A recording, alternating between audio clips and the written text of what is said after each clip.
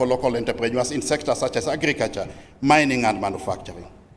The promise of this region is immense, and it is within our power to realize it. The time for talking is over. Now is the time for action. Together we can unlock the potential of Nyanza and transform it into a thriving, prosperous region that contributes meaningfully to the economy of Kenya.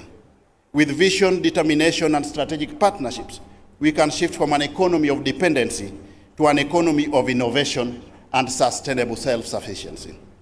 But none of this is possible without your support, good people. It is you, our investors, the donors, the partners, the professionals within our midst here, who hold the key to unlocking Nyanza's full potential. We cannot leave everything in the hands of the national and county governments. We must come in as agents of necessity to also augment their efforts.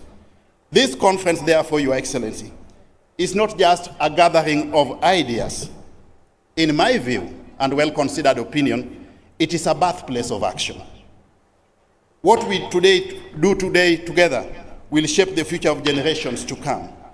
The investments that we make, the partnerships that we form, will not only yield financial returns, but they will also be a testimony of our belief in the people of Nyanza and the boundless opportunities in this region, and for the greater good of Kenya as a whole. We are not waiting for change. We are creating that change ourselves.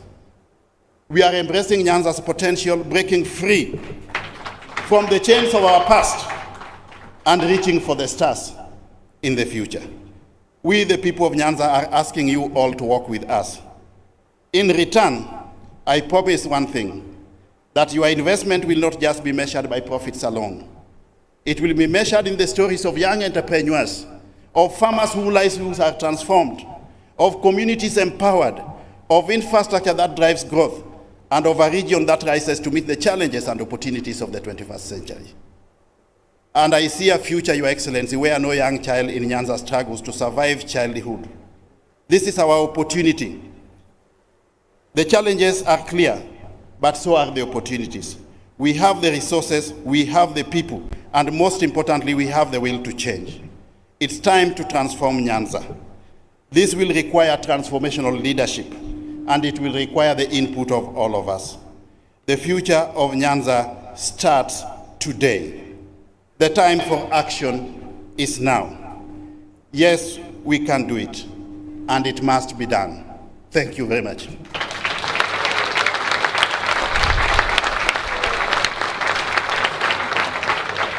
Your Excellency, with your permission, may I now have the distinguished honor and privilege to invite the host governor, who is also the chairman of the Lake Region Economic Bloc, to come forward, introduce the governors who are here, then make a few remarks, and subsequently invite the Cabinet Secretary for the National Treasury to introduce all the government officials present, make a few remarks, and then finally invite the CS for Trade and Investment, Mr. Nyanza, to make remarks and invite Your Excellency to address the gathering. Thank you very much.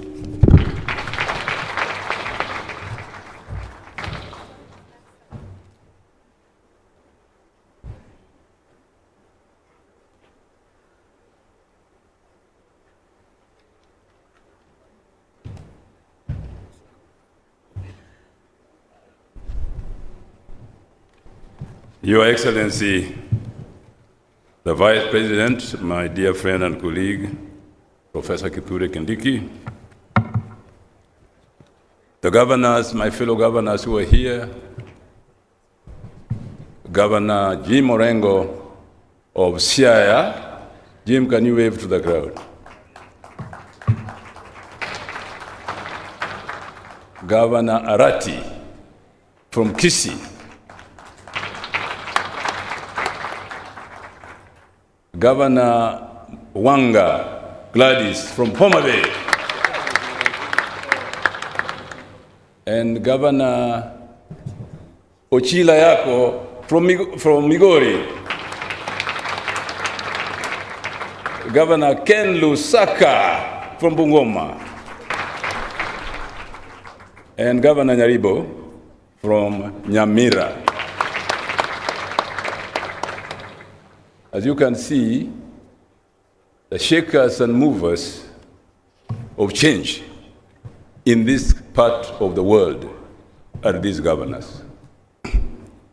Karl Marx once said that philosophers have described the world in various ways.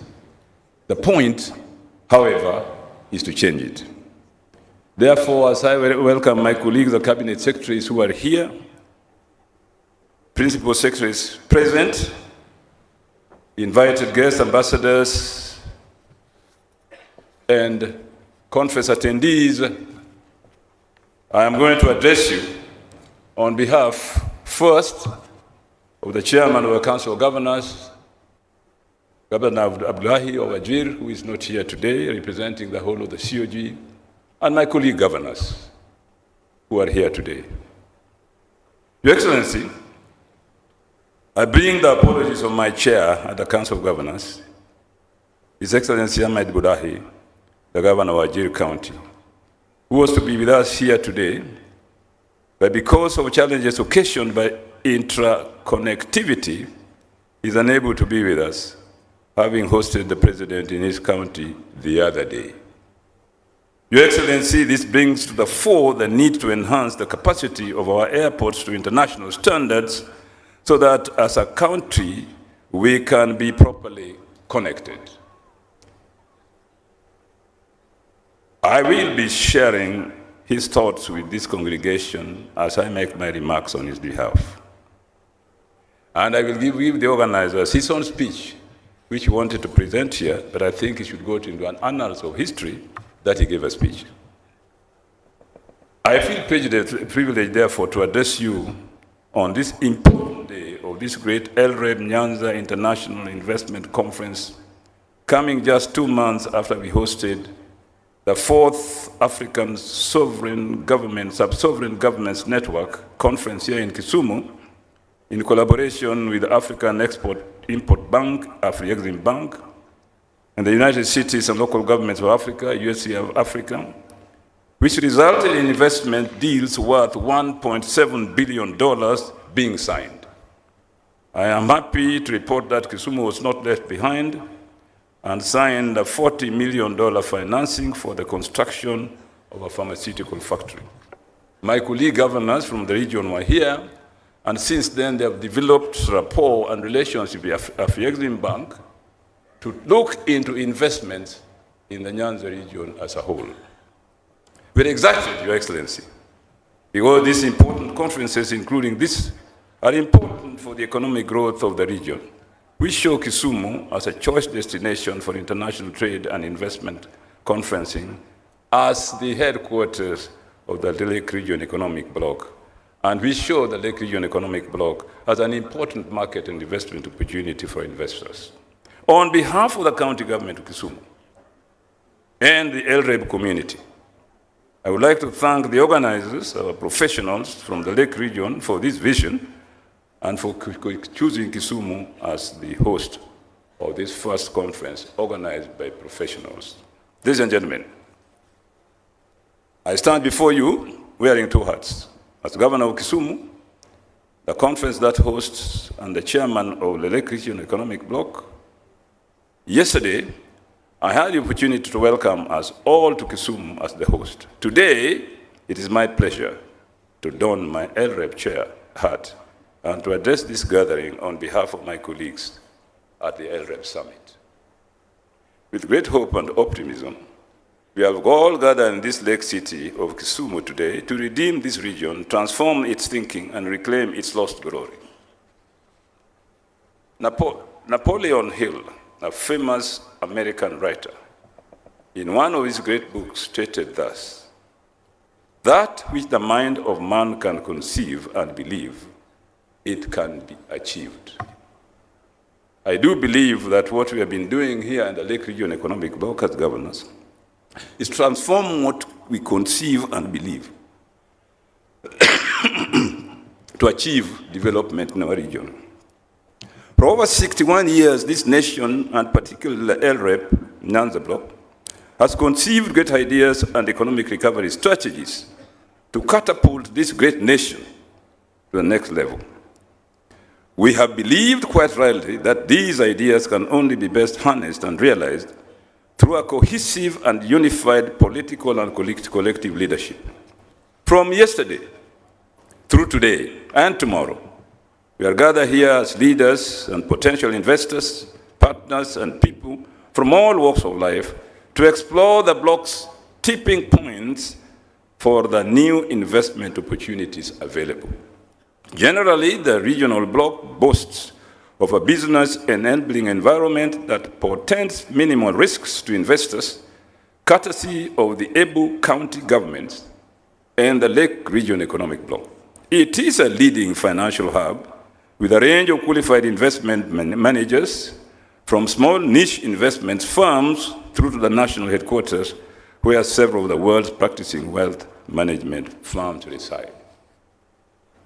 With its position, in its population of 14 million people, the bloc accounts for 40% of the Kenyan population, contributing almost 50% of the Kenyan economy, forming a formidable market for investments.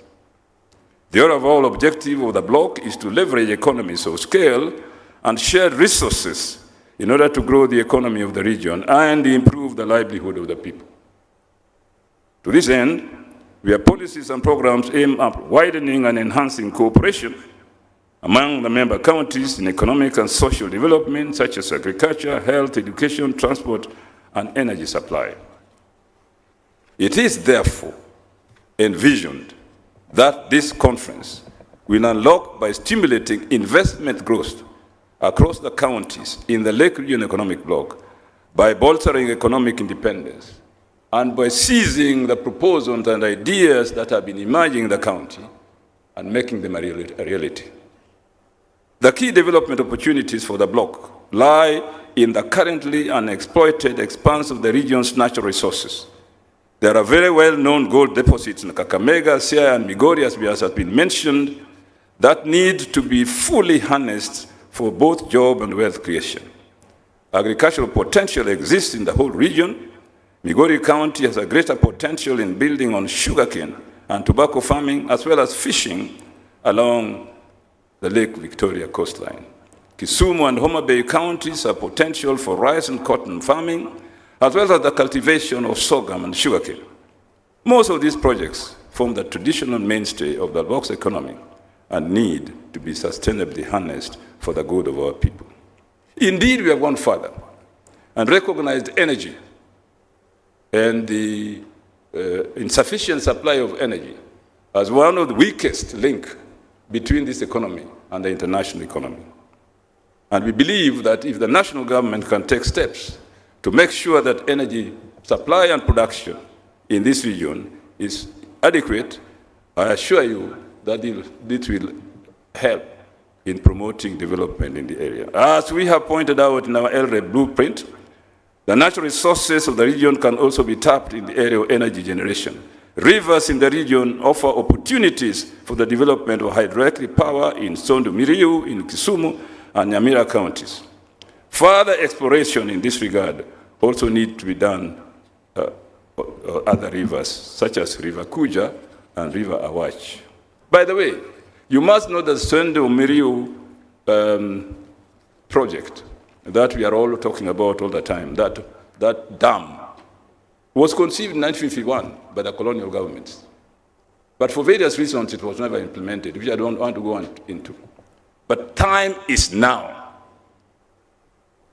for that dam that can generate so much energy to be implemented by the national government. The sugar sector remains unexploited as a major investment in the Lake region. It is a major employer of rural populations and contributes to an estimated 15% of the agricultural GDP. As a bloc, we congratulate Parliament for fast-tracking debate on the Sugar Act and the President for promptly signing it into law. This is a major outcome of the Sugar Task Force, to which LREB leaders played a crucial role. Approximately 250,000 small-scale farmers, predominantly from Lake region, operate in the sugar industry and supply over 92% of the cane milled by sugar processing companies. This underscores the importance of this sector to the region's economy. Further, Mr. Deputy President, the industry directly and indirectly employs approximately 6 million Kenyans. The sugarcane industry has additional economic impact due to its contribution to Kenya's foreign exchange through exports, such as providing inputs into other industries.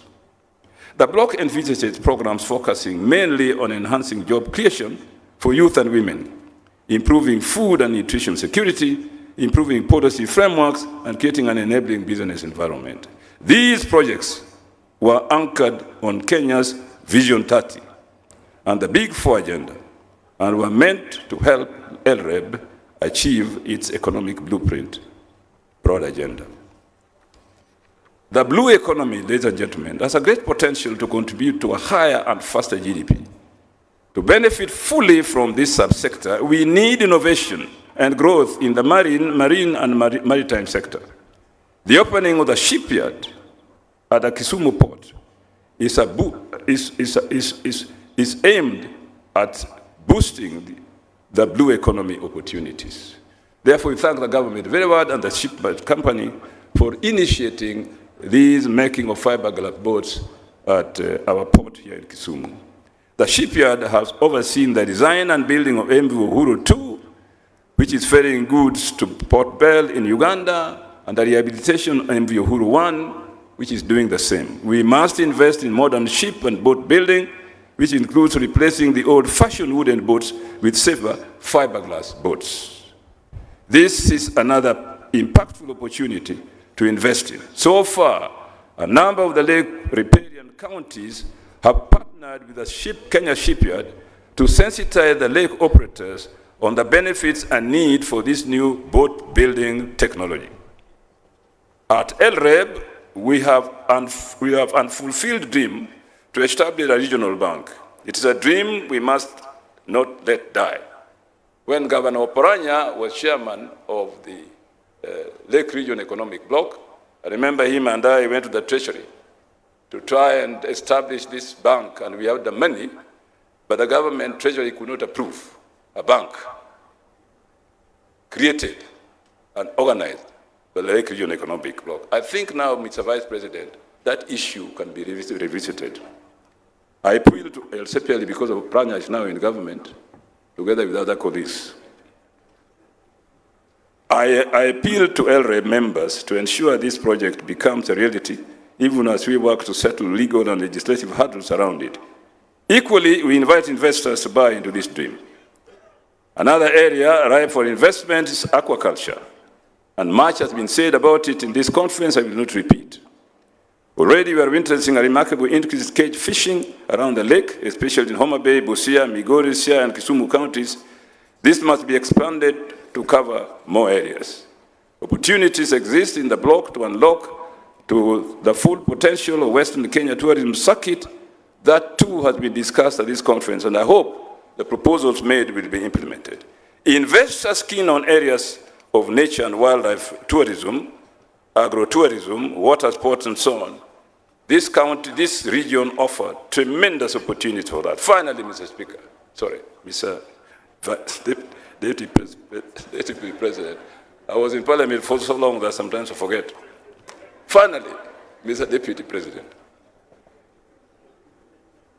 Nyanza in general and the LREB region, we need to do two things. Identify all the key economic opportunities within the LREB, for it is only through this that the bloc shall unlock sectors with growth potential and untapped resources. Two, explore and come up with viable strategies for pooling resources and expertise among counties to attract investment, foster entrepreneurship, and stimulate economic development. Three, evaluate the regulatory framework and policy environment to identify areas for improvement and reforms that can facilitate investment and economic growth. Four, examine initiatives to enhance skills and capacities and capabilities of the local workforce to meet the demands of emerging industries and attract investment. Fifth and finally, explore ways to attract domestic and foreign investment into the region by highlighting its unique selling points, investment incentives, and investment-friendly policies, which has been the purpose of this conference. And I thank the professionals for having initiated this discussion. through the good offices of Bwana Owalu. Thank you very much, fellow colleagues. And I'd now like to invite the Minister or the Cabinet Secretary to come and invite the... Who? Oh, yes, sorry, Mbadi. There were so many, I didn't know which one. But anyway. My colleague Mbadi, we were in Parliament together. I can't forget you. Thank you. Karibu. Thank you. You know, I was saying when the professor talked of Mr. Speaker, we should understand him because he was in Parliament for 25 years. So the mind is conditioned to always addressing Mr. Speaker. Your Excellency, the Deputy President, allow me to do the following. Number one, I would want to recognize some of the leaders who are present here because I've been informed that we have no more than 30 minutes left for our guest of honor to depart to another very important function. So amidst us, we have members of county assemblies. Could we see by rising the members of county assemblies present in this forum? MCS, it appears we don't have any, but speakers of county assemblies, at least I spotted one in the morning. Maybe they're somewhere else. Then allow me now to introduce members of the National Assembly present, MPs from the National Assembly. Yeah, we have Honorable Kitayama, the MP for Kuria East. We have Rene Mayaka, nominated Member of Parliament. We have Honorable Nyikal, James Nyikal, the MP for Seme, is also the chairman of Dual. Dual is a very familiar name in this region. We have Honorable Aduma Uwor, the great MP for Nyakach. We have Honorable Elisha Odhiambo from GEM or GEM, depending on your accent. I think those are the members of the National Assembly. Do we have any member of the Senate? None present. Your Excellency, allow me to introduce two members of the President's Council of Economic Advisors who are present with us here. We have Professor Vincent Machuki. These are people who help in critiquing my work. The Honorable, who we were also with in the same campus, Honorable Moses Kiari Kuria. Thank you very much. Your Excellency, allow me then to introduce now the Principal Secretaries. And the Principal Secretaries, we have Susan Mangeni, is there. We have Alfred Kombudo, who is from this area, in charge of trade. We have Dr. Juma Muhwana, in charge of industry. Thank you very much. We have also my schoolmate, Joel Aromanyang, Public Works. We have Joseph Mutari, Social Protection. We have Patrick Kilemi, in charge of cooperatives. Kilemi, yeah, he has stepped out. We have Abubakar Hassan, in charge of investments. We have Betsy Njagi, in charge of blue economy. We have Dr. Esa Moria, in charge of TVETs. And finally, we have, well, not very finally, second last, John Ololotua, in charge of tourism. And finally, we have the Honorable Shadrach Mose, Solicitor General. Thank you very much. Could we clap for them? Tafadhali. Your Excellency, I know we have agreed with you to give, we have between us, cabinet colleagues, not more than 10 minutes to share. And I will introduce you all, then I will call two also just to say a word. And I'll start with the Honorable Alfred Mutua, who is in charge of Labor and Human Capital. Just wave to the crowd. The Honorable Lee Kinyanjui, we call him Miti, one in charge of Investment, Trade and Industry. The Honorable, who was also the co-patron, the Honorable Migoso Gamba, in charge of Education. We have the Honorable James Opio Wandai, the CS for Petroleum and Energy. The Honorable Dorcas Agiko Duor, who is also our Attorney General. The Honorable FCPA Wycliffe Ambetsa Oparanya, who is in charge of cooperatives, MSMEs. And of course, we have the Honorable Alice Wahome, the one in charge of lands, public works, housing, and urban development. So let me just call three also, CSS before. I'll start with Alice Wahome. Just come and say hi, the crowd. And you strictly have 1.5 minutes.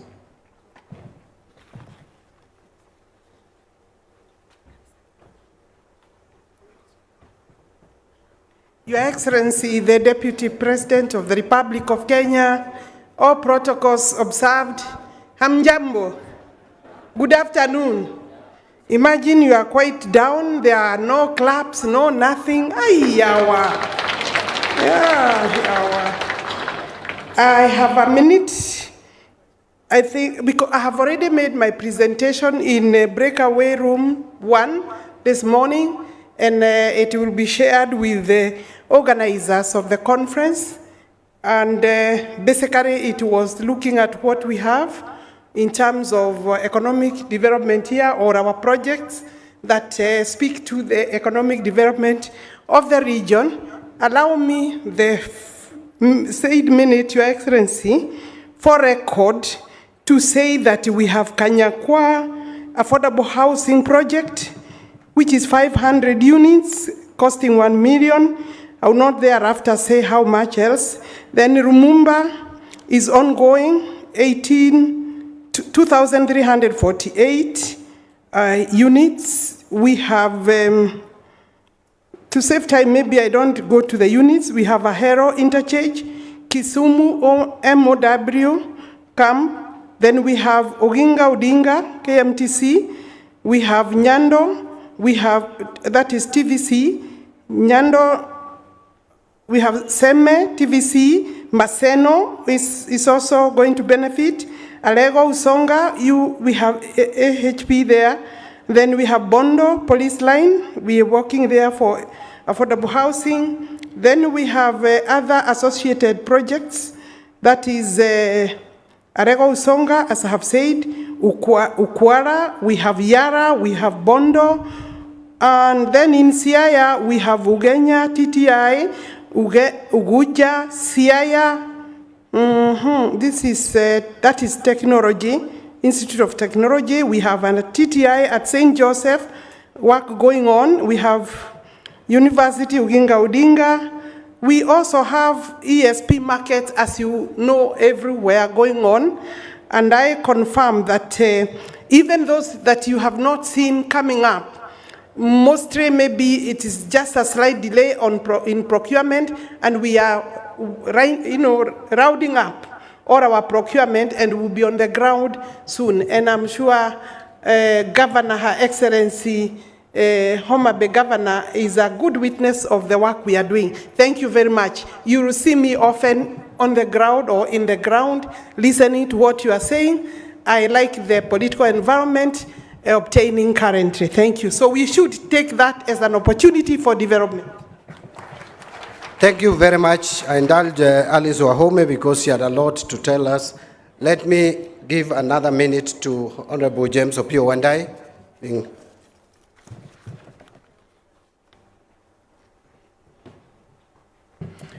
Your Excellency, the Deputy President, and all protocol observed. Mine will be very simple. And we are all aware that for investment to happen, for investors to come calling, we need adequate, reliable, sustainable supply of energy. And that is the role that has been bestowed on me by His Excellency the President. And in this region, we have lined up a number of projects stemming from power generation to power transmission to power distribution and eventually to last mile connectivity. And these projects, we are undertaking them in every county, in every constituency, and in every ward. We have got firm instructions from His Excellency the President that as we undertake development programs, we do so without any form of discrimination. And for that matter, Nyanza is going to rise together, the entire Nyanza, including all the 6 counties. With those very many remarks, thank you very much, and may God bless you. Thank you. Thank you. I think my colleagues are doing very well in terms of time. Let me, so that we can hear the program we have for labor and human capital development, the Honorable Alfred Mutua, in a minute, give us an overview.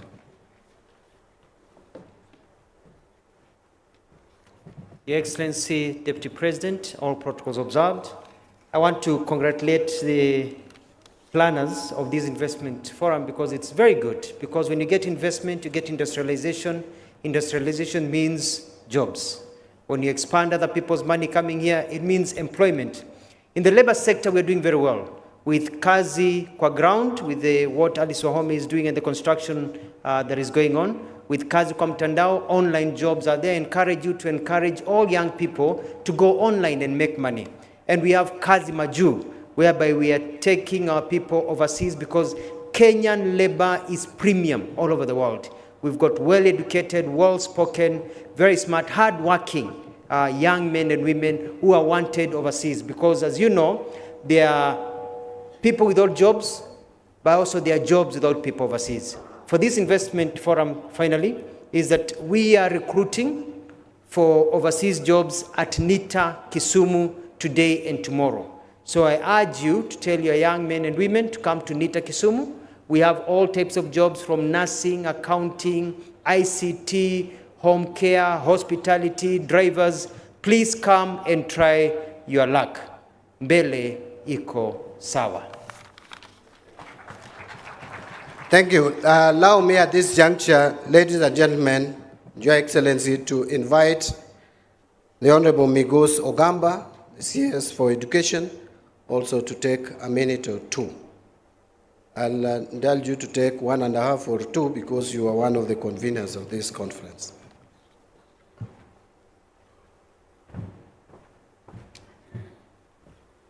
Thank you. Thank you. Your Excellency, the Deputy President of the Republic of Kenya, Your Excellencies, the governors here present, my esteemed colleagues, Principal Secretaries present, the ambassadors present, development partners, invited guests, ladies and gentlemen, good afternoon.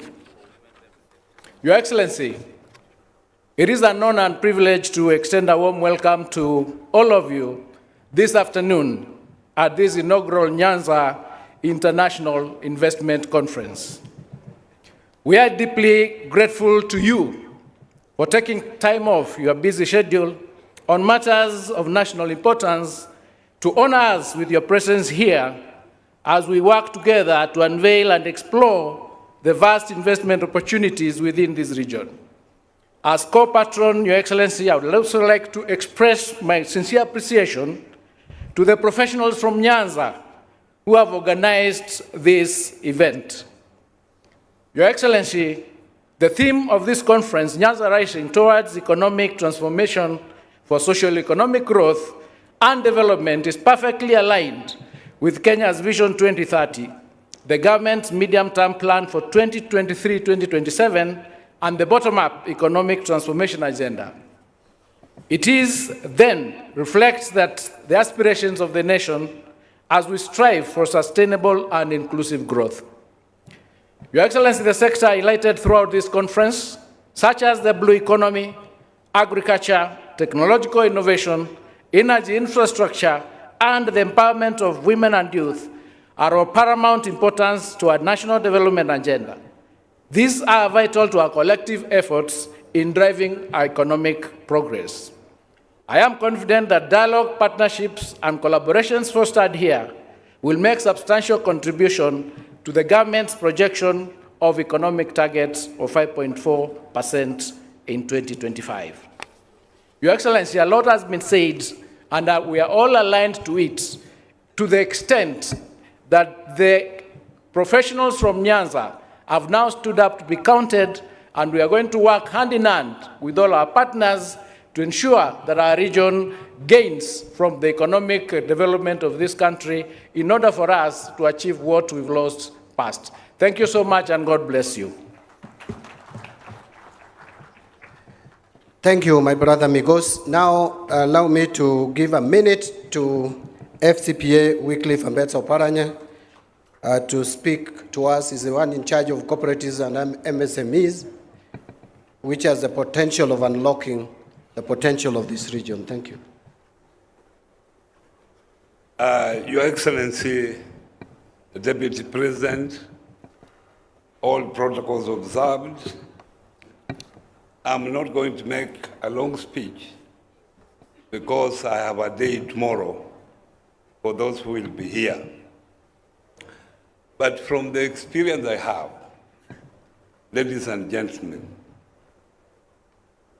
I have been once Minister for National Development, Planning and National Development under the then our late President Mike Kibaki.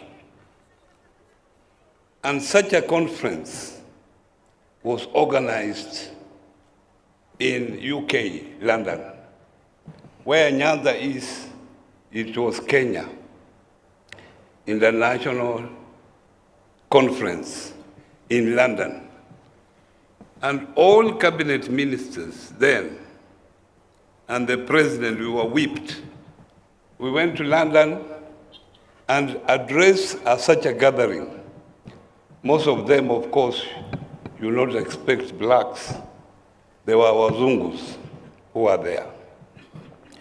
We talked to them. We spent 1 week in London marketing Kenya. We came back, and I had the responsibility with the Kenya Investment Authority to coordinate the conference. So after 3 weeks, we kept on evaluating. We kept on evaluating up to 6 weeks to see how many investors had come to invest because of that particular conference. And I can tell you none. After all those efforts and the money that we spent. I have been a governor. I've been the chair of the Lake Region, the pioneer chair of the Lake Region Economic Bloc for the last 5 years before I handed over to Professor Anyang' Nyong'o. And we know our problems. Owalo was here, he lamented everything that we have not done. We complained about the structure of governance that we had. We devolved. Counties were established so that development is closer to the people. Where is the problem? Is devolution working? Because some of the issues that we are discussing here actually should be properly addressed by the devolved government. So the problem is within ourselves. The problem is within the leadership. When there was introduction here, how many leaders are here? When they called the MCS, how many MCS stood? When they called the members of parliament, how many stood? Even when they called permanent secretaries, principal secretaries, you saw the number that was here. So we are talking to ourselves. instead of talking to those people who matter. It is the leadership that is a problem. Thank you very much. Some challenge there, thought-provoking, but I think I agree with you. We must do things differently. Yeah, I've only one more speaker, then I'll make my remarks and invite the Deputy President.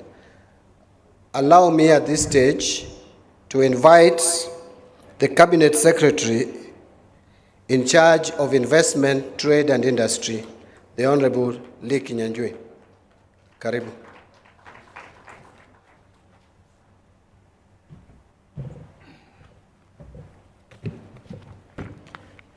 Thank you, CS. Deputy President, Professor Kindiki, governors here present, Cabinet Secretaries, PSAs, investors from this region, and everyone here, allow me to take this opportunity first to appreciate this conference. The outcomes of a conference are sometimes not in the number of people who come, but the decisions that are made. And in particular, we have come here to Nyanza to highlight the huge potential that exists.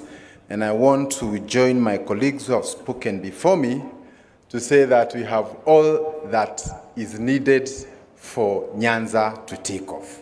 If it's an airport, many counties don't even have an airstrip. You have an international one. You have a lake. You have an educated population. You have an English-speaking population. So these are huge things that we cannot overlook. And when I say English-speaking, I think it's also good to know the world is moving towards what you call business process outsourcing, where a company in Europe sets up a big center here. So if you want to call Land Rover UK, the call is picked here, and therefore things of language become important. So as custodians of the Queen's language, monetize that language, right? So in the interest of time, allow me to just make a few comments. I'm honored and delighted to be with you today during this Nyanza International Investment Conference of 2025, and hope that even in the subsequent years, we'll do a follow-up to ensure that the issues that come here will be followed through. This international event represents the growth of Nyanza as a forward-thinking region that is part of the progress we seek to have as a nation. It also serves as a crucial platform for advancing dialogue, fostering innovation, and building the partnerships necessary to drive the next wave of economic transformation. I've had time to go through some of the stands that are here, and I want to request all the guests who are here to have time and see there, because there's a huge, huge, huge demonstration of capacity, even by counties. And I think so that the talk can now connect with what is exactly happening on the ground. This conference provides us with the opportunity to highlight investment opportunities and engage stakeholders on strategies to unlock the full economic potential of the region. Nyanza is endowed with diverse counties that each have the capacity to change the regional economics and contribute to Kenya's overall growth. I want to start with just the counties and highlight just one or two. Kisumu, led by our great Professor Nyang, is strategically located along Lake Victoria, which is home to two other big countries, but also a big market to Rwanda, DRC, and all the other countries, making it a natural hub for trade, manufacturing and logistics. With Kisumu Port serving as a key gateway for trade with the East African community, the county boasts a thriving manufacturing sector that includes sugar processing, fish processing, and dairy production. The government's initiative to establish the Special Economic Zone in Kisumu is set to attract investors in agro-processing, logistics, textiles, and further strengthening the industrial base. Allow me also to say that if you look at Kisumu and compare with Mombasa from a tourism perspective, you can easily match what is in Mombasa. in terms of air connectivity, and I'm very happy to see this facility in terms of adding to your capacity to host events, both local and international. So again, for tourism, people travel all the way to Dubai at 40 degrees, yet you have Kisumu here at the right temperature. So this is a challenge for the tourism sector, for the hospitality industry. And I think even us as government, as we come here, we are aware that we are here to support the local economy. Siaya County, led by our good governor here, Orengo, stands as an agricultural powerhouse, producing cotton, groundnuts, fish, and rice. And allow me to say that for groundnuts, we have a huge shortage. Most of the industries that require groundnuts as an input or as a raw material, we cannot be able to meet that demand, forcing us to even go to other neighboring countries, even up to West Africa, to get the groundnuts. And therefore, this is a challenge to the region to see how we can be able to take up that. And cotton, together with fish, also fall in the same category. The government is actually actively working to revive the cotton industry by investing in modern ginneries and modern manufacturing plants. And also to note that we are privatizing the textile company in Eldoret, and I think that is also going to be a major uptake for our cotton, that is Rivertex. At this point, efforts to expand the groundnut and rice value chains through establishment of processing factories are all underway.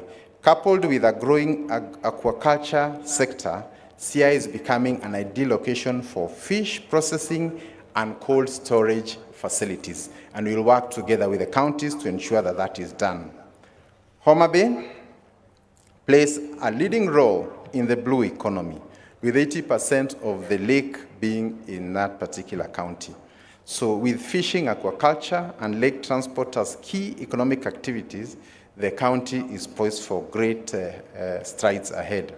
It is also emerging as a huge potential for palm oil.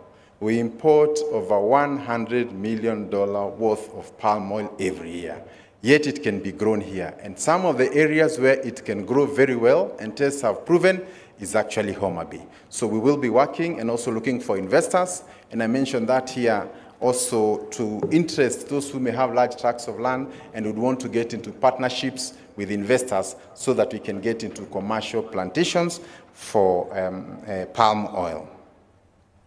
The development is expected to reduce our dependence on imported palm oil. And working together with Treasury, one of our core mandates is to reduce imports. And we have identified palm oil as one potential area. Migori County presents a diverse economic landscape driven by agriculture, mining, and agro-processing. With a well-developed sugarcane industry that supports multiple sugar mills, Migori is also a major producer of groundnuts, which you've already said we have a shortage. And its deposit in minerals such as gold and copper offer significant investment opportunities in gold refining, jewelry manufacturing, and mineral processing plants, promising an integrated industrial sector that can support this. And allow me to say that in some of our neighboring countries, the biggest export is actually minerals. In fact, we have seen with the challenges in some of our neighboring countries, minerals has gone up. So again, this is one area that I can actually lift the whole country. Kisii County, led by our good governor, Simba Arati, is renowned for its world-class soapstone mining, a sector with immense potential for value addition and international exports. Beyond soapstone, Kisii is a leading producer of bananas, dairy products, and tea. Investments in banana processing plants, milk processing facilities, and mechanized soapstone extraction will create market opportunities and accelerate industrialization in the county and the region beyond.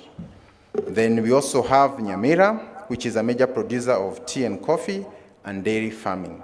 And by expanding the processing facilities for tea and coffee, the county can increase product quality and global competitiveness. Additionally, investing in modern milk cooling processes will support Nyamira's growing dairy sector and improve incomes for local farmers. In conclusion, The region also presents a huge wealth of targeted investment opportunities across the whole value chain, whether you're thinking of tourism, logistics, and all that.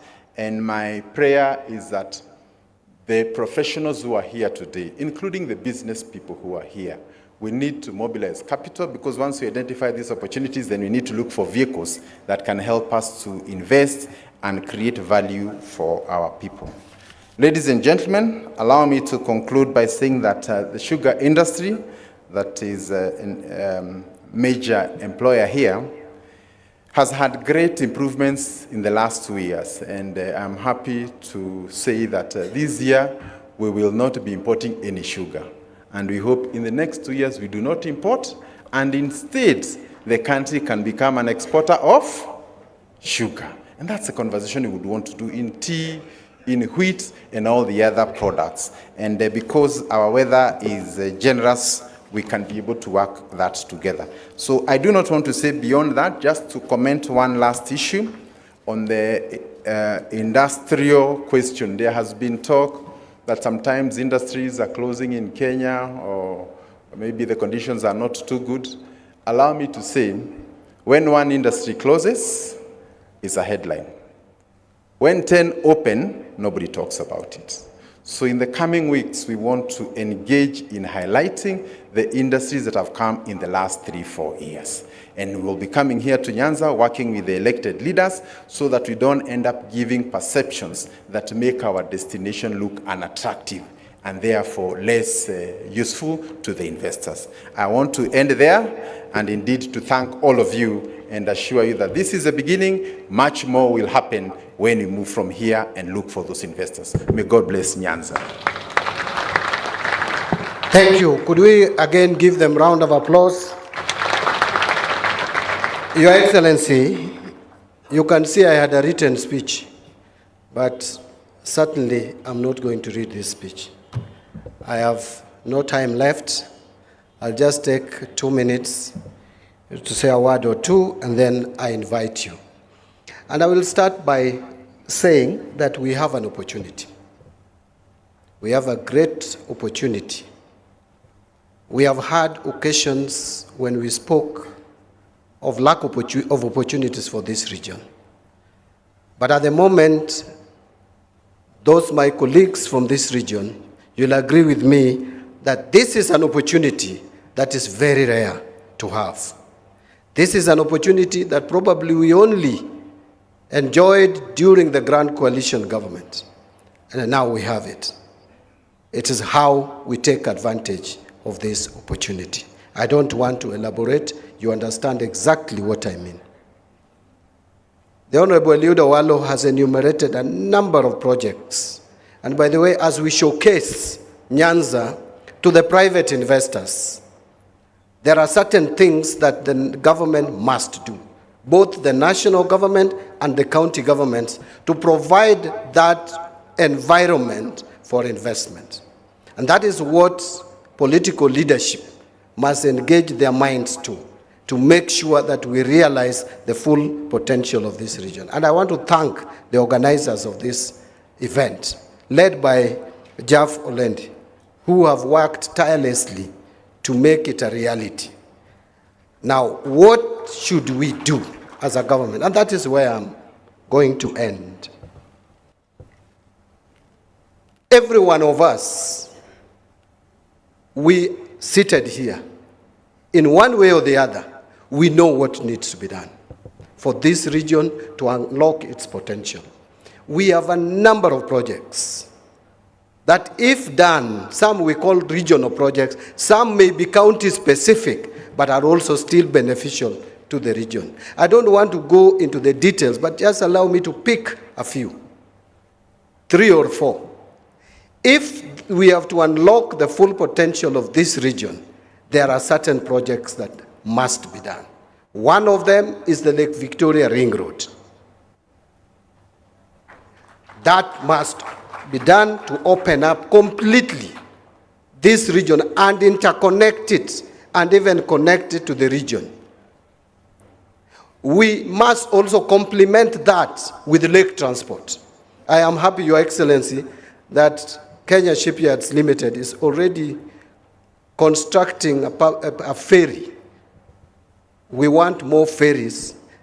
That ferry will be ready most likely in June and July, procured by the national government. We want lake transport to connect Busia with Migori, Muhuru, Wuturu, Mouko. The other project is we must extend SGR from Naivasha to Kisumu and to Malava. These are projects that we must do. The other one is Korusoin Dam. That dam also will be a game changer, not just to Nyanza, even Rift Valley. Kericho will benefit substantially and greatly from that dam. We have talked about it for years. A time has come to actualize this. Finally, Your Excellency, if you are coming to Kisumu, should anything happen at the Ahero Bridge, you cannot access the western part of this country. And therefore, this road, which was started, the Mamboleo Muhoroni Road, which has 3 contractors on the road, which has basically stalled. As we speak, we are looking for money, and very soon, I think in the next 1 month or so, we'll pay those 3 contractors to resume work so that that road is constructed. I have highlighted that. I didn't want to repeat what the Honorable Wallo has said, but Your Excellency, I want to just inform this conference that I have been holding meetings with the county leaderships from this former province of Nyanza. We have met with the leadership from Siaya County led by the governor. We have met with the leadership of Kisumu County led by Professor Nyang' Nyong'o, the governor. We have met with the leadership from Migori from Homa Bay led by Gladys Wanga. I have lined up meetings with Migori County next week. After that, Simbarati will come with his team. We meet, and then Nyaribo from Nyamera. So that when we put together what we need to put in our budgetary provisions, because if we talk and there is no budgetary provisions for this project, it will just be a talk show. What I'm requesting, Your Excellency, is your support and the support of my cabinet colleagues as we try to balance development across the country. We should be alive to the fact that this region has faced marginalization for decades. Thank you very much. The honorable delegates, allow me now, put your hands together. If you can rise, please. We welcome His Excellency Professor Kithure Kindiki, the Deputy President of the Republic of Kenya. Thank you very much. Be seated and good afternoon. First, I apologize. I think we've taken longer than we ought to have taken.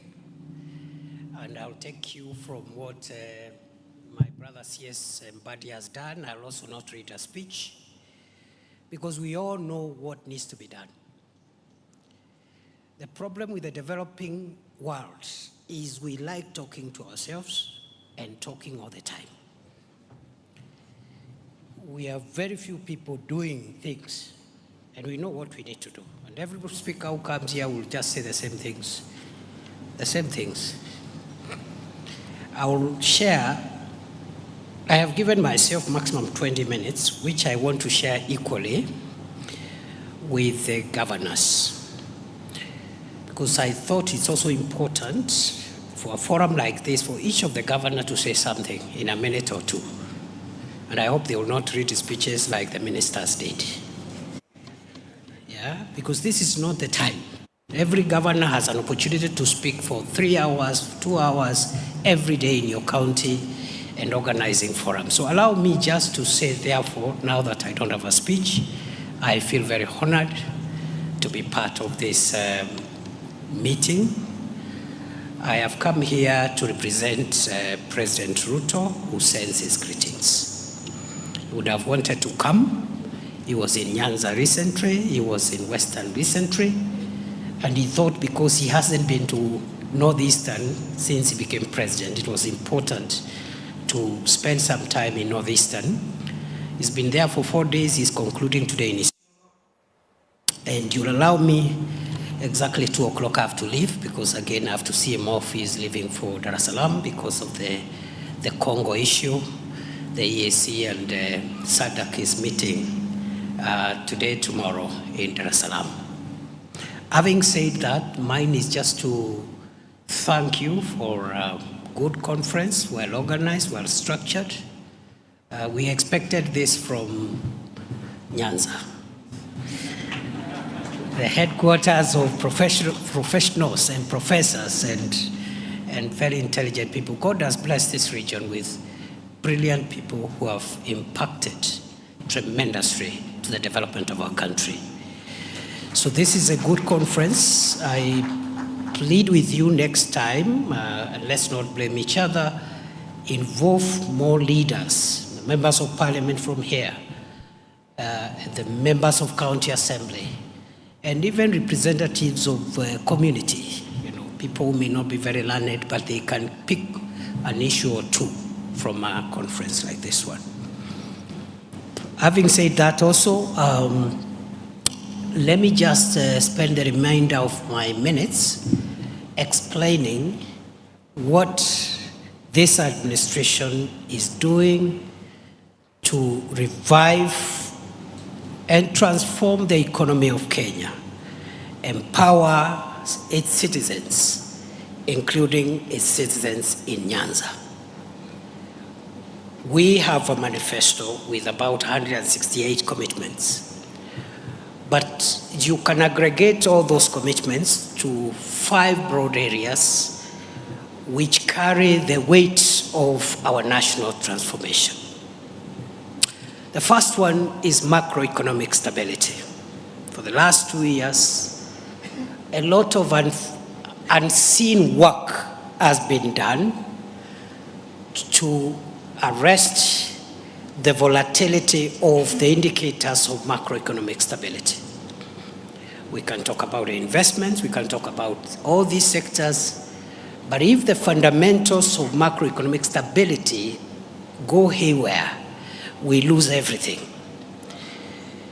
Many a times, for those of us who are from Kenya Kwanza political alignment, when we speak about the last 2 years' work on macroeconomic stability, sometimes we are misunderstood as if we are casting aspersions at the previous administration. Nothing can be further from the truth than that. What affected Kenya's macroeconomic stability was mainly the pandemic of 2020-2021, which was a global pandemic. For a year and a half, we were all shut in, we were simply locked up in our houses. There was no economic activity. Businesses were shut. You can imagine, in my previous role, the last 2 years as the Interior Minister, when we used to have a little problems, what I would call democratic stress, sometimes in our exercise of democracy, especially here in Kisumu, but also Nairobi and other parts of the country, businesses being shut in Kisumu or Nairobi for a day, if you quantify the economic cost, it's huge. So you can imagine Kenya being shut for a year or a year and a half. That is what put us in a hole. It is not the previous administration. It was something beyond the control of any government. Today, the indicators of macroeconomic stability are looking okay, thanks to the hard work of Professor Ndungu, P.S. Kipto, and the senior team in Treasury, because it is about the strength of the shilling. It is about interest rates. It's about inflation. It is about the cost of fuel. It is about the cost of food and other household commodities. If those 5 variables are escalating, it doesn't matter what economic interventions you make, the country's transformation will be delayed. And therefore, I want to take this opportunity to thank CS Mbadi and the team and the Treasury They've done a tremendous job in the last few months to steady and build on what has already been done. And I want to plead with you, my brother, C.S. Mbadi, and you know you have the support of President Ruto, and all of us, your colleagues, we support you. Do whatever it takes to make sure that the stability and the strength of the Kenyan shilling, interest rates, inflation, cost of fuel, and cost of food and essential commodities do not reverse, because we will lose everything, whatever it takes. So that is the foundation. And people don't see these abstract things, because it's like building a house. You first to dig the foundation. Anybody passing by will not see anything. But a lot of work needs to be done. Sometimes you dig many feet, many meters downwards, so that you can be able to put up a high-rise building. Number two, if we keep an eye on the macroeconomic stability, we must transform the sectors that carry the value chains from where the majority of the people of Kenya derive their income and livelihoods.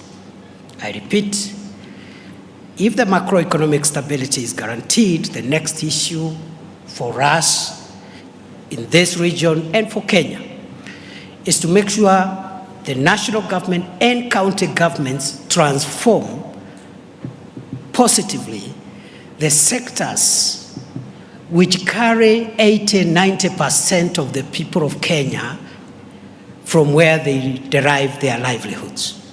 These are sectors in agriculture, the value chains in agriculture, livestock development, the blue economy, and mining, period.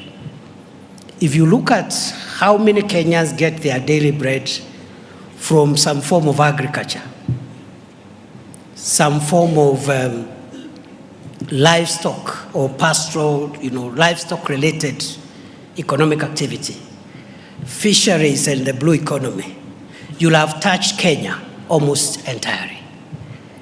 That's why we are working on sugar. Time will not give us to tell you the milestones you've made in sugar, tea, coffee. We are working on rice, cotton, all these value chains, the oil crops, etc., cotton and so forth. And then you go to livestock, the entire northern Kenya, upper, eastern. You go to blue economy, the entire coastal counties and Lake Victoria counties in western and Nyanza areas. And then mining in between there, because mining is quite a precious part of the real sector that can take the country to the next level. So if we transform those sectors where the majority of the people of Kenya derive their livelihoods, we are good to go. We have our priorities, we need what we need to do. Between national government and county governments, we know what interventions are pending. Number three, our priority in this administration is to transform and improve the support infrastructure that realizes this transformation of the sectors which I have already identified. What is the support infrastructure that helps us transform agriculture and livestock and fisheries and blue economy and mining? It is roads, it is electricity, or PO&I, it is ICT, okay? It is the infrastructure we are building to support businesses. The infrastructure we are creating to support the micro and small and medium enterprises. It is the KIPES that we are establishing, one per county, the county aggregation and industrial parks. It is the special economic zones, the 5 of them that we are racing against time to not only complete but also operationalize.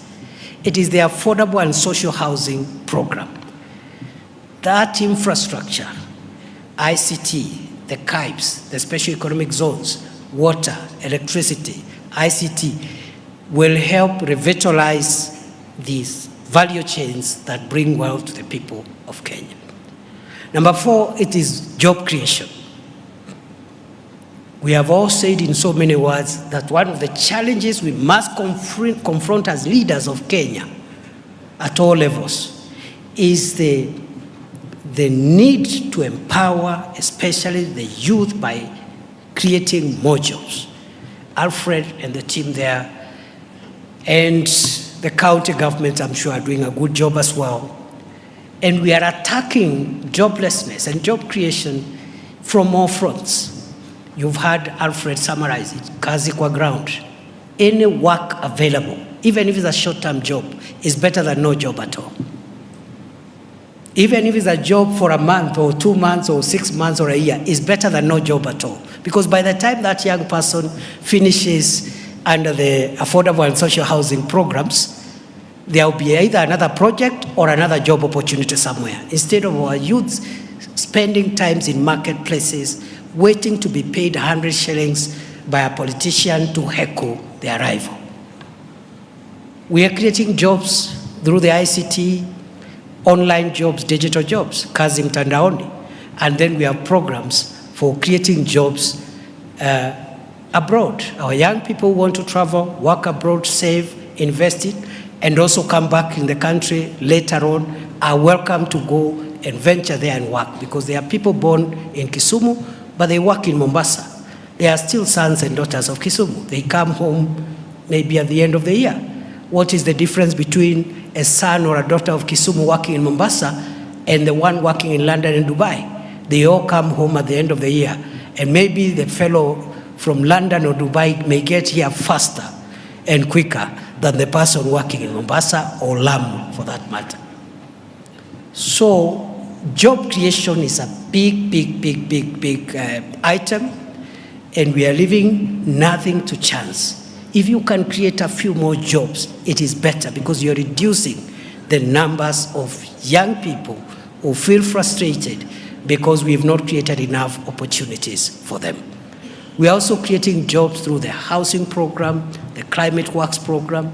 We are still hiring in the public sector. We are expanding the private sector to accommodate more jobs. And we are also having programs like the programs we are having under Nyota, under the youth ministry and others. Time will not allow me to enumerate everything. The last pillar of transforming Kenya in the shortest time is in the software that delivers on the 4 issues I have mentioned. I said macroeconomic stability. I also talked about value chains that carry the majority of the people in terms of incomes and wealth. Number 3, it is the support infrastructure in the many ways I've explained. Number 4 is job creation. Lastly, for us to realize our destiny as a nation, as a region, as counties, as Kenya, we must take 2 social variables very important. One is health, and the other one is education. If you have an educated, healthy population, then all the other pillars will be realized. That's why this administration is going out of its way to ensure that the universal health coverage for Kenya, Taifa Care, works. Many countries across the world have struggled with universal health coverage with very limited success. Even in the United States, when they succeeded with Obamacare, the Supreme Court moderated what it would have become. It's not an easy thing. But this government is persuaded that you need a healthy population, and we are spending a lot of money, and middle class is almost getting impoverished because of Harambes, because of relatives who are doing Harambes. People and families are selling property, they are selling cars, they are selling land to finance health. We need more people with an insurance card, a health insurance card. It may be less than perfect, but it's better than no card at all. We are working on perfecting the imperfections in Taifa Care, but it's better that way than a person who has no access to any medical cover. We had 9 million Kenyans who are insured since independence until now. In the last 3 months, we have doubled the number of people who now have some form of health insurance to 18 plus million Kenyans. We want to scale up that to 30, 40, 50 million. It's not easy. President Kibaki had this in his manifesto. The same politics hit that program and frustrated it. He pulled back. President Uhuru in his second term had the same, the Big Four agenda. UHC was one of them. The same politics came and truncated the program. President Uhuru pulled back. This time round we have said we will fight through to make sure we get universal health coverage through, even at the expense of our popularity. If that is what will affect the popularity of President Ruto, so be it. Because what defines a leader is not how many hours or days or years they have been in office. Is the take home, what they leave behind when they leave office after a certain number of years. So we are very clear in our minds that that is a national priority, and also education reforms. That's why we are straightening CBC, we are investing in more teachers, and we are also addressing funding of higher education to make sure that as many as possible of the children of Kenya get access to affordable, relevant, quality education. So those are our priorities. Everything in between, we will do it. We've heard what are the priorities for this region. The 2 dams, one here between Kericho and Kisumu, the other one in Nyamira, Magwagwa then. Then there are some flagship factories like the sweet potato one in Korea. I was taking notes, and I take notes everywhere I go, because that's the only way you are able to at least account. I must account for coming here, and I must carry home what the people of Nyanza want from national government. Between myself and my colleagues, cabinet colleagues, and the entire team, I want to promise you, the 9 or so priorities which have been repeated here, the ring road, I don't know, the 2 dams, the factory, the abattoir, we will go out of our way to make sure that we do them. So that we can now, even if we don't achieve everything, we can say we've done this percentage of the commitments we had made. With those many remarks, I declare this conference officially open on behalf of President Ruto. And I want to request Professor Anyang' Nyong'o, my academic senior and former colleague in the Senate, who is now governor of Kisumu, to tell us how the governors will organize themselves. 2 minutes each just to tell us something. Professor Nyong'o, you have the floor. Thank you very much. In another 10 minutes, I need to leave. So if we will not have finished, I will quietly leave through the back door. Thank you very much. God bless you.